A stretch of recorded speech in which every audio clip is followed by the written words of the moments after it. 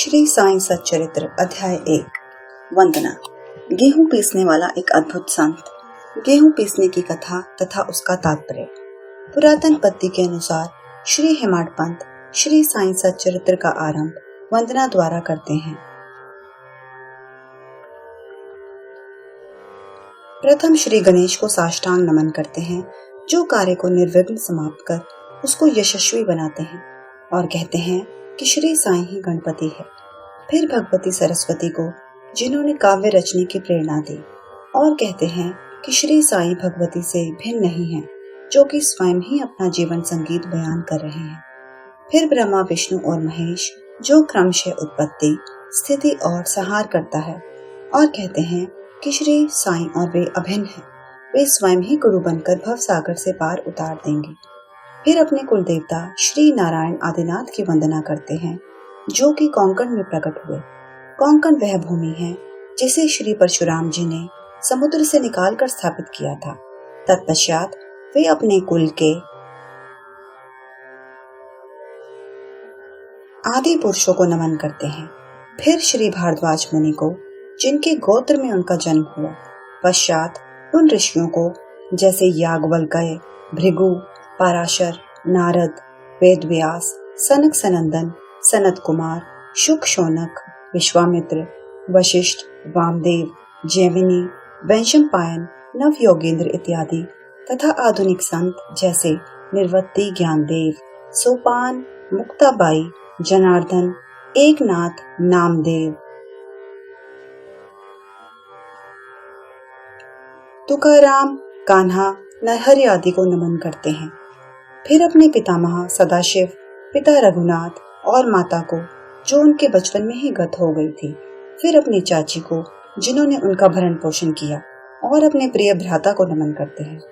फिर पाठकों को नमन करते हैं, जिनसे उनकी प्रार्थना है कि वे एकाग्रचित होकर कथामृत का पान करें।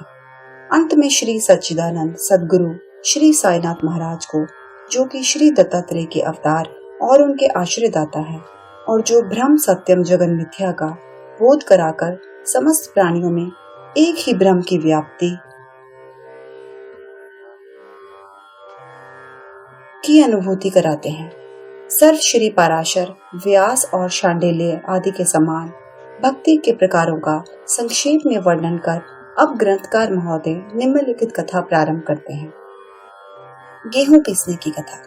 सन 1910 में मैं एक दिन प्रातःकाल श्री साईं बाबा के दर्शनार्थ मस्जिद में गया। वहां का विचित्र दृश्य देख मेरे आश्चर्य का ठिकाना ना रहा कि साईं बाबा मुंह हाथ धोने के पश्चात चक्की पीसने की तैयारी करने लगे। उन्होंने फर्श पर एक टाट का टुकड़ा बिछा, उस पर हाथ से पीसने वाली चक्की रखी। उन्होंने कुछ गेहूं डालकर पीसना आरंभ कर दिया। मैं सोचने लगा कि बाबा के चक्की पीसने का क्या लाभ है, उनके पास तो कोई है भी नहीं, और वे अपना निर्वाह भी भिक्षावृत्ति द्वारा ही करते हैं। इस घटना के समय वहां उपस्थित अन्य व्यक्तियों की भी ऐसी ही धारणा थी, परंतु उनसे पूछने का साहस किसे था। बाबा की चक्की पीसने का समाचार शीघ्र ही सारे गांव में फैल गया, और उनकी यह विचित्र लीला देखने हेतु तत्काल ही नर नारियों की भीड़ मस्जिद की ओर दौड़ पड़ी। उनमें से 4 निडर स्त्रियां भीड़ को चीरती हुई ऊपर आई और बाबा को बलपूर्वक वहां से हटाकर उनके हाथ से चक्की का खूंटा छीनकर तथा उनकी लीलाओं का गायन करते हुए उन्होंने गेहूं पीसना प्रारंभ कर दिया। पहले तो बाबा क्रोधित हुए, परंतु फिर उनका भक्ति भाव देख वे शांत होकर मुस्कुराने लगे। पीसते पीसते उन स्त्रियों के मन में ऐसा विचार आया कि बाबा के ना तो घरद्वार है, ना ही कोई बाल बच्चे हैं, और ना ही कोई उनकी देखरेख करने वाला ही है। वे स्वयं भिक्षावृत्ति द्वारा ही अपना निर्वाह करते हैं, अतः उन्हें भोजन आदि के लिए आटे की आवश्यकता ही क्या है। बाबा तो परम दयालु हैं, हो सकता है कि यह आटा वे हम सब लोगों में ही वितरण कर दें। इन्हीं विचारों में मग्न रहकर गीत गाते गाते ही उन्होंने सारा आटा पीस डाला। तब उन्होंने चक्की को हटाकर आटे का 4 समान भागों में विभक्त कर लिया और अपना अपना भाग वहां से ले जाने को उद्यत हुई। अभी तक शांत मुद्रा में निमग्न बाबा तत्क्षण ही क्रोधित हो उठे और उन्हें अपशब्द कहने लगे। स्त्रियों, क्या तुम पागल हो गई हो? तुम किसके बाप का माल हड़प कर ले जा रही हो? क्या कोई कर्जदार का माल है जो इतनी आसानी से उठाकर लिए जा रहे हो?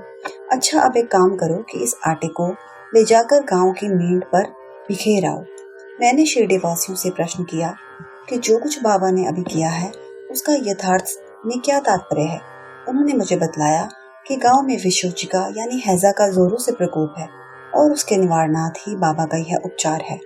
अभी जो कुछ आपने पिसते देखा था वह गेहूं नहीं वरन विशोचिका थी जो पीसकर नष्ट कर दी गई है। इस घटना के पश्चात सचमुच विशोचिका की संक्रामकता शांत हो गई और ग्रामवासी सुखी हो गए। यह जानकर मेरी प्रसन्नता का पारावार न रहा। मेरा कौतूहल जागृत हो गया। मैं स्वयं से प्रश्न करने लगा कि आटे और विशोचिका रोग का भौतिक तथा पारस्परिक क्या संबंध है, इसका सूत्र कैसे ज्ञात हो। घटना बुद्धिगम्य सी प्रतीत नहीं होती। अपने हृदय की संतुष्टि के हेतु इस मधुर लीला का मुझे 4 शब्दों में महत्व अवश्य प्रकट करना चाहिए। लीला पर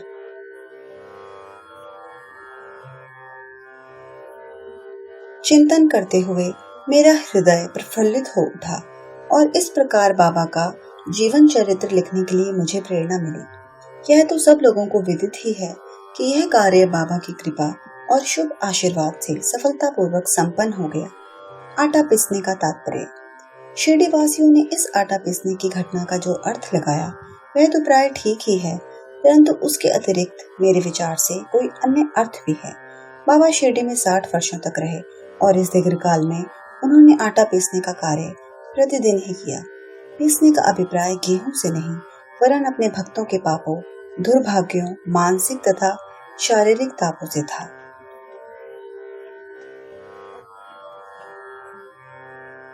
उनकी चक्की के 2 पार्टों में ऊपर का पार्ट भक्ति तथा नीचे का कर्म था। चक्की की मुठिया जिसे पकड़कर वे पीसते थे वह था ज्ञान। बाबा का दृढ़ विश्वास था कि जब तक मनुष्य के हृदय से प्रवृत्तियां, आसक्ति, घृणा तथा अहंकार नष्ट नहीं हो जाते, जिनका नष्ट होना अत्यंत दुष्कर है, तब तक ज्ञान तथा आत्मानुभूति संभव नहीं है। यह घटना कबीरदास जी की इसके तदनुरूप घटना की स्मृति दिलाती है। कबीरदास जी एक स्त्री को अनाज पीसते देखकर अपने गुरु निपट निरंजन से कहने लगे कि मैं इसलिए रुदन कर रहा हूँ कि जिस प्रकार अनाज चक्की में पीसा जाता है उसी प्रकार मैं भी भवसागर रूपी चक्की में पीसे जाने की यातना का अनुभव कर रहा हूँ। उनके गुरु ने उत्तर दिया कि घबराओ नहीं, चक्की के केंद्र में जो ज्ञान रूपी दंड है उसी को दृढ़ता से पकड़ लो। जिस प्रकार तुम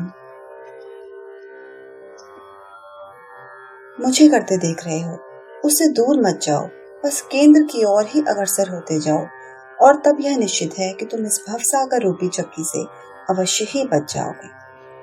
श्री सद्गुरु साईनाथार्पणमस्तु। शुभम भवतु।